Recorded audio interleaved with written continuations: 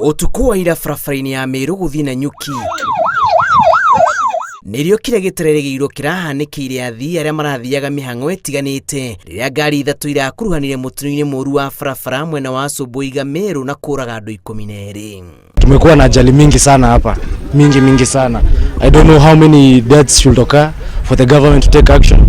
I don't know how many people, brothers, sisters, fathers, mothers we have to bury for the government to take action.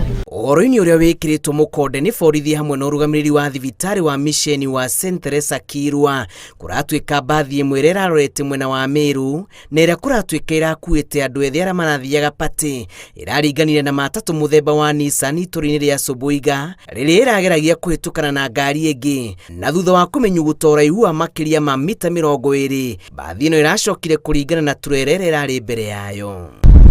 Andũ 21 no mararigitwo thibitarĩ-inĩ wa St. Teresa erĩ makirekererio kũinũka na atatũ arĩa matanenda kũrario thibitarĩ-inĩ ũcio mararigitĩrwo mĩciĩ.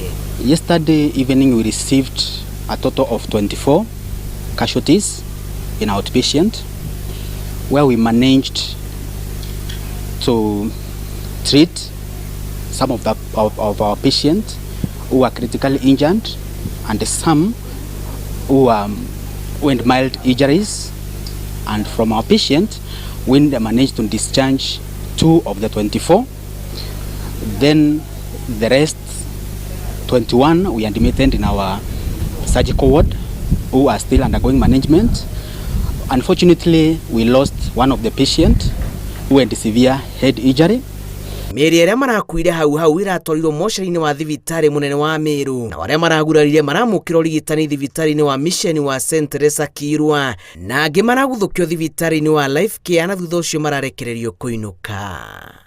Currently we can report that with the current management we are doing okay, and